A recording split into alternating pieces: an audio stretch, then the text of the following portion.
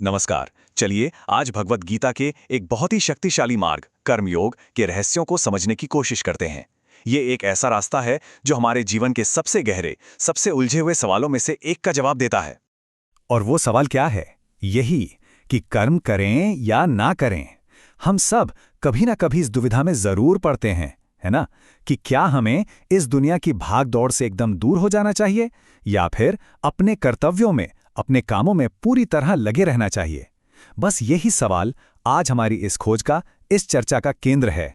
ये सवाल कोई नया नहीं है। ये सवाल सीधा अर्जुन के दिल से निकला है। वो उलझन में है। एक तरफ है कर्म का त्याग, जिसे संन्यास कहते हैं, और दूसरी तरफ है निष्काम भाव से कर्म करना, जिसे कर्मयोग कहा जाता है। अर्जुन की ये जो उलझन है ना, ये असल में हम सब की उलझन है। हर उस इंसान की जो जीवन के गहरे अर्थ को खोजना चाहता है। तो फिर इस महान दुविधा पर दिव्य गुरु श्री कृष्ण क्या कहते हैं? उनका क्या जवाब है?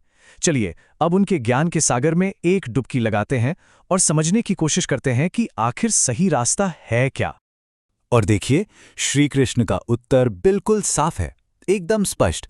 वो यहाँ एक बहुत ही जरूरी बात पर जोर देते हैं कि सही चेतना के साथ, सही भाव के साथ काम करना कुछ ना करने या बस बैठे रहने से कहीं ज्यादा बेहतर है। हाँ, ये सच है कि दोनों रास्ते मुक्ति की तरफ ले जाते हैं, लेकिन एक रास्ता ज्यादा व्यवहारिक है, ज्यादा प्रैक्टिकल है। तो चलिए इन दोनों रास्तों को थोड़ा और समझते हैं। देखिए, एक तरफ है संन्यास का मार्ग, जो बहुत कठिन है। क्यों?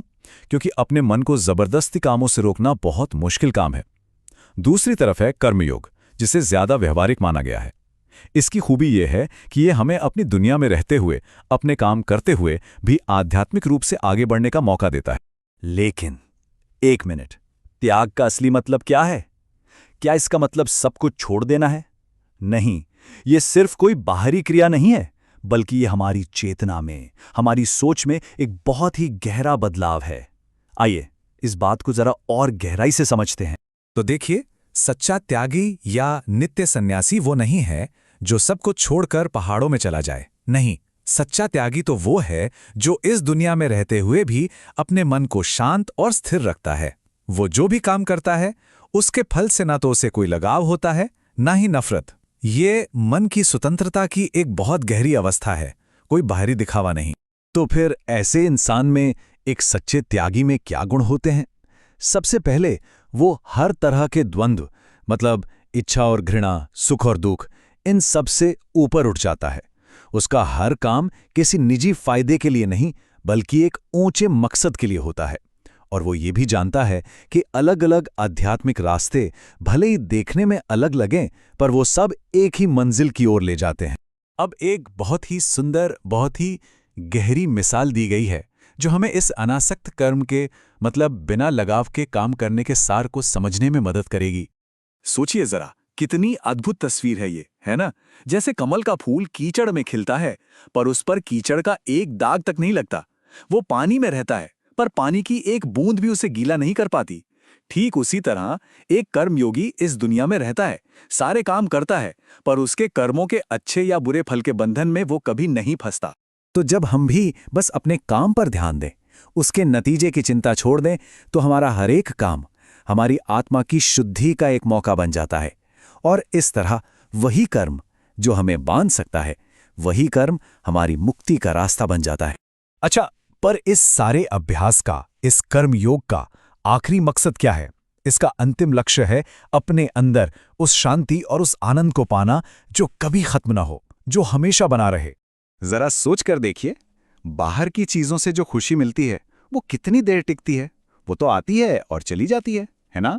ये दुख का एक कारण भी बन जाती है। लेकिन जो सुख हमारे अंदर से आता है, हमारी आत्मा से मिलता है, वो असीम है, वो हमेशा रहने वाला है। और जो समझदार लोग हैं, वो इसी असली और स्थायी आनंद की खोज करते हैं। और इसी परम अवस्था को, इसी मंजिल को ब्रह्म निर्वाण कहा गया है। ये वो अवस्था है जहां इंसान दुनिया के उतार चढ़ाव से, सुख दुख से पूरी तरह बेअसर रहता है और अपने भीतर ही आनंद का अनुभव करता है। वो हर हाल में शांत और स्थिर रहता है। और अब हम इस अध्याय के उस अंतिम रहस्य पर आते हैं, जिसमें स्थायी शांति पाने का एक अचूक फॉर्मूला, एक सूत्र बताया गया है। शांति का ये सूत्र 3 बातों पर टिका है। पहली बात ये जानना कि हम जितने भी यज्ञ करते हैं, तपस्या करते हैं, उन सब का असली भोक्ता परमेश्वर ही है। दूसरी बात, ये जानना कि वही सारे ग्रहों का, सारे लोकों का, सभी देवताओं का स्वामी है।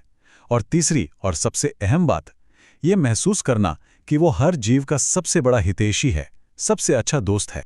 जब कोई इन 3 सच्चाइयों को अपने दिल में, अपने जीवन में पूरी तरह से उतार लेता है, तो उसे इस दुनिया के दुखों से हमेशा के लिए शांति मिल जाती है। क्यों?